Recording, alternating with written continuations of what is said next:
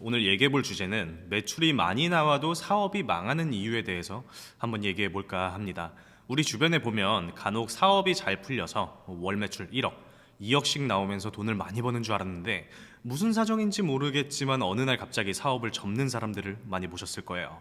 매출은 오르는데 통장 잔고는 점점 줄어들고 주말도 없이 열심히 달렸는데 남은 건 재고와 빚뿐이라면 어떨까요? 저도 비슷한 경험을 해본 적이 있습니다. 월 매출이 1억, 2억씩 나오는데도 직원들 월급 주고 나면 통장에 16만 원이 남아있던 적도 있어요. 그때의 기분을 얘기를 하면 참 이게 뭐 하는 짓인지 되게 현타가 많이 오는데 제대로 된 준비 없이 시작한 사업은 매출이 잘 나와도 오히려 무너지기가 쉽습니다. 심지어 무너지면 그때는 정말 크게 무너지는 거예요. 오늘은 옷 한 장으로 브랜드를 만들어 브랜드 단일 매출 80억, 법인 합계 매출 100억을 넘게 만들고 매각까지 했던 제 경험을 바탕으로 매출이 잘 나와도 사업이 망하는 이유 3가지에 대해서 한번 얘기해 볼까 합니다. 이 영상을 끝까지 보신다면 단순히 매출을 올리는 것 이상의 영업이익을 내는 진짜 돈 버는 제대로 된 사업에 대한 힌트를 얻으실 수 있게 되실 겁니다. 사업을 하시거나 하고 있으신 분이라면 진짜 반드시 아셔야 되는 거예요.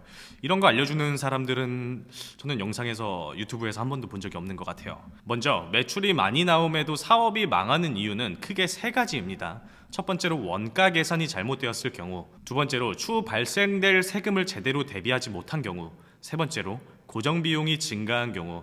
첫 번째로 원가 계산이 잘못된 경우에 대해서 한번 말씀드리자면, 우리가 제품을 3만 원에 만들거나 혹은 가져와서 6만 원에 판매를 하게 되면 3만 원으로 6만 원을 버는 거니까 이거 뭐 창조 경제 아닌가, 돈을 넣기만 하면 2배로 불려주는 돈복사 치트키처럼 느껴지실 겁니다. 그런데 막상 사업을 해보시면 아시겠지만 절대 그렇지가 않아요. 우리는 제품을 판매하기 위해서 반드시 지출되는 부대 비용에 대해서 생각을 해보셔야 합니다. 온라인에서 제품을 판매하기 위해서는 반드시 발생되는 비용이 3가지가 있습니다. 첫 번째는 택배비, 두 번째는 수수료, 그리고 세 번째는 광고비입니다. 이렇게 3가지가 있는데 택배비가 만약 3,000원이라면 6만 원 대비 5%겠죠. 그리고 수수료는 자사몰의 경우 러프하게 4%, 플랫폼의 경우에는 15% 정도를 평균으로 잡아봅시다. 그리고 초기 사업자의 경우 광고비는 요즘 평균 20%에서 30% 선까지는 바라봐야 해요. 그럼 우리가 만약 플랫폼에서 판매한다는 가정을 해보면 원가율 50%와 택배비 5%, 플랫폼 수수료 15%, 광고비 20%를 하게 되면 얼마가 남죠? 겨우 10%밖에 남지 않습니다. 그런데 만약 우리가 자사몰에서 판매할 경우에는 어떻게 될까요? 원가율 50%와 택배비 5%, 카드 수수료 4%, 광고비 30%를 하게 되면 얼마가 남죠? 11%밖에 남지 않습니다. 사실 비슷비슷해요. 이게 왜 그런 거냐 하면 플랫폼은 워크인 고객이라고 그 플랫폼 안에 머물러 있는 고객이 있지만 자사몰 같은 경우에는 순수하게 광고를 통해서 유입을 시킬 수밖에 없는 거잖아요. 그러다 보니까 사실상 비슷하게 나간다고 볼 수가 있습니다.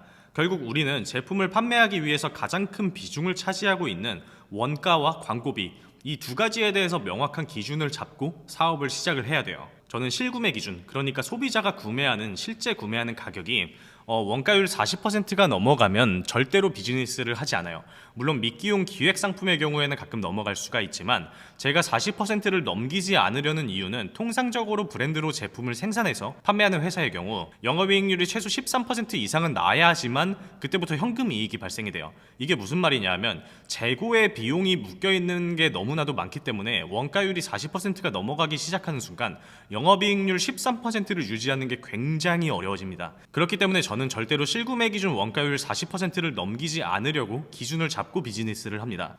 두 번째로 발생할 세금에 대해서 대비하지 못해 망하는 경우.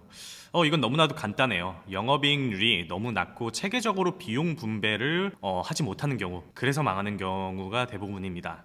이게 왜 갑자기 뭐 영업이익률이 너무 낮고 체계적인 비용 분배를 얘기를 하냐 하면 이 부분은 좀 짧게 얘기하고 넘어가긴 할 텐데, 기업에서 세금은 크게 2종류가 있어요. 첫 번째로는 부가세, 그리고 두 번째로는 법인세라는 게 있습니다. 부가세의 경우 매출이 10,000원이 발생되면 10%인 1,000원이 세금으로 나가는 거예요. 근데 이게 뭐 1,000원으로 딱 떨어지는 게 아니라 매출이 만약에 10,000원이면 나누기 1.1을 했었을 때 실제로는 9,090원 정도가 나올 거예요. 그러니까 대략 910원 정도가 이제 부가세고 9,090원이 실제 매출인 거죠.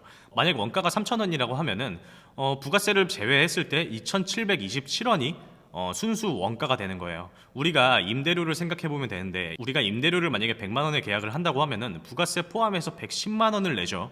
110만 원에서 나누기 1.1을 하면 100만 원이 됩니다. 이런 것처럼 1.1을 했을 때 순수하게 진짜 원가 혹은 진짜 매출이 나오는 거예요.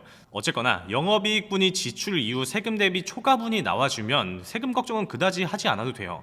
근데 매출 대비 영업이익률이 급격히 낮은 사업을 진행할 경우에는 세금 폭탄에 대해서 대비하지 못해 망하는 경우가 많아지는 겁니다. 보통 이런 사업류가 원가율이 높은 위탁 사업이나 아니면 소싱 사업 같은 것들이 되는 거겠죠.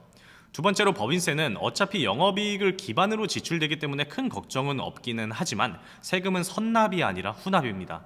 그러니까 통장에 어느 정도의 유보금을 쌓아 두어야 한다는 겁니다. 이 나중에 세금 신고를 하고 나서 세금을 낼 돈이 없어가지고 분납해가지고 내는 경우도 정말 많으니까요. 그런데 오늘 얘기할 주제는 앞서 말씀드린 원가나 세금보다는 고정비용에 대해서 조금 더 큰 비중을 두고 얘기를 할까 합니다. 제 경험상 원가나 세금 때문에 망하는 경우보다는 고정비용을 감당하지 못해서 결국엔 망하는 경우를 훨씬 더 많이 봤기 때문에 그런 거죠. 이 고정비용이라는 게 무엇이냐면요, 네이버 지식백과에 따르면 기업이 건물이나 기계 등 기존의 시설을 보유, 유지하려면 생산량이 전혀 없더라도 일정한 비용이 필요하고, 또 생산량의 증감에 관계없이 단기적으로는 변동이 없는 비용이 있다. 이것을 고정비용이라고 한다. 대개의 경우 설비, 기계 등의 감가상각비, 임대료, 지불이자, 재산세, 연구개발비, 광고선전비, 사무비 등을 고정비용으로 분류한다.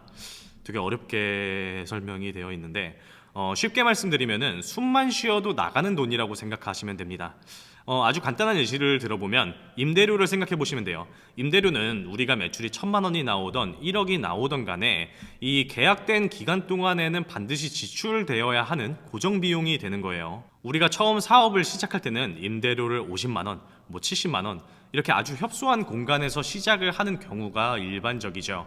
하지만 매출이 5억, 10억씩 커지는 순간 우리는 임대료를 50만 원짜리 사무실에서 더 이상 사무용품, 재고 보관, 인원 문제, 이런 것들로 인해서 공간적인 제약을 좀 느끼게 되실 겁니다. 그러면 어떻게 해야겠어요? 당연히 넓은 사무실로 옮겨야겠죠. 넓은 사무실로 옮기게 되는 순간 임대료와 관리비 그리고 인건비도 증가를 하게 됩니다. 임대료와 관리비가 증가하는 건 당연한 거고, 인건비 같은 경우에도 인원을 더 충원을 하게 되니까 당연히 인건비가 증가하게 되는 거겠죠. 대부분의 사람들은 이러한 상황에서 공격적으로 확장을 하는 경우가 많아요. 임대료 100만 원, 150만 원짜리 사무실을 사용해도 되는데 앞으로 더 잘 될 거라는 그런 자신감과 자만심? 그런 것 때문에 300만 원, 500만 원짜리 사무실을 얻기도 합니다. 그리고 직원을 효율적으로 한두 명만 늘리면 될 것을 4명, 5명씩 그렇게 늘리기도 하는 거죠. 근데 이게 진짜 위험한 행위가 시작이 되는 거예요. 물론 인원이 늘어난 만큼 사업성이 뒷받침이 되어서 매출이 같이 확장이 되고 영업이익까지 개선된다고 하면 더할 나위가 없겠죠. 하지만 우리는 때로는 도전적인 그런 도전 정신 때문에 계획성 없이 확장을 하고는 합니다. 차라리 재고 생산 비용에 투자해서 조금 과잉 생산을 하는 거는 오히려 나쁘지 않은 경우 같아요. 제가 생각을 했을 때. 왜냐하면 재고는 어떻게든 처리를 할 수가 있으니까요. 근데 우리가 매출이 높아지든 낮아지든 간에 숨만 쉬어도 지출되는 금액이 커지는 순간 진짜 위험해지는 거예요.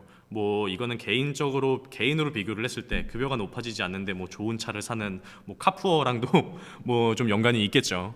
우리가 예를 들어 한 달에 매출이 1억 정도가 나는데 임대료를 한 500만 원 정도 쓰고 있다고 한번 가정을 해봅시다.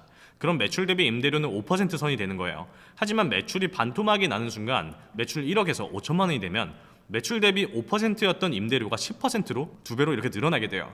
우리가 평소에 영업이익률 20%짜리 사업을 하고 있었다고 가정을 해보면 1억에 20%면 임대료를 제외하고 2천만 원이 남는 거니까 그런 대로 괜찮겠죠. 근데 만약 5천만 원으로 떨어지게 되면 어떻게 되겠어요? 매출 1억에 20%인 2천만 원이 남았으니까 매출이 반토막 나더라도 5천만 원에 20%인 1천만 원이 남는 거 아니야? 이런 착각을 하시는 경우도 굉장히 많은데 아니에요. 매출이 반토막이 나는 순간 영업이익도 같이 줄어듭니다. 왜? 고정비용은 그대로니까요. 매출 1억에 20%였던 영업이익이 매출이 5천만 원으로 떨어지는 순간 임대료가 5%에서 10%로 늘어나게 되었으니 빼고 나면 15%가 남는다는 거예요. 그러니까 20%에서 5%를 빼야 되는 거니까요. 그러니까 매출 5천만 원에 750만 원이 남는다는 거죠. 1,000만 원이 아니라요. 그런데 여기서 진짜 무서운 일이 발생되기 시작해요. 사람 심리가 다 똑같은 게 매출 떨어지면 무엇을 제일 먼저 하는지 알고 계세요? 바로 재고 털기를 시작합니다. 나가야 될 돈은 정해져 있고 매출이 나오지 않으니까 현금 순환이 끊기는 거죠. 그래서 30% 40% 대폭 세일을 시작을 해요. 그럼 어떻게 될까요? 만약 우리가 만 원의 물건을 가져와 3만 원에 팔았을 때는 원가율이 30%였던 사업이 30% 세일을 시작하는 순간 50%로 올라가게 됩니다. 원가율이. 왜? 만 원의 상품을 만들어서 3만 원에 팔 때는 원가율이 30%였지만 3만 원에서 만약에 30% 할인을 하면 2만 원이 되는 거잖아요. 그럼 1만 원에 만든 제품을 2만 원에 판매해야 되니까 원가율이 50%로 올라가게 되는 거예요. 그럼 어떻게 될까요? 바로 적자로 돌아서는 거예요. 원가율이 30%일 때 매출이 15%가 남았던 사업이 세일을 진행을 함으로써 원가율이 50%까지 올라갔잖아요. 그러면 어떻게 되겠어요? 마이너스 5%를 적자를 보게 되는 겁니다. 이렇게 사업이 굉장히 어려운 거예요. 이래서 사업을 시작할 때는 혹은 하고 계실 때는 이 문제점이 있다고 판단이 드셨을 때는 바로 전문가한테 물어보셔야 되는 거예요. 전문가들은 매출 대비 원가, 판관비 등 지출에 대한 밸런스 기준이 명확하게 잡혀 있기 때문에 한 5분에서 한 10분 정도만 이렇게 보게 되면 회사의 문제점을 바로 알 수가 있어요. 물론 디테일한 내용은 까봐야 알겠지만 어쨌거나 대략적으로 이 100%라는 기준 안에서 큰 폭의 문제들은 다 볼 수가 있다는 거예요. 이거는 저한테 물어보셔도 됩니다. 댓글을 달아주시면 제가 좀 상세하게 한번 좀 보면서 알려드리도록 하겠습니다. 오늘도 영상을 시청해 주셔서 감사합니다.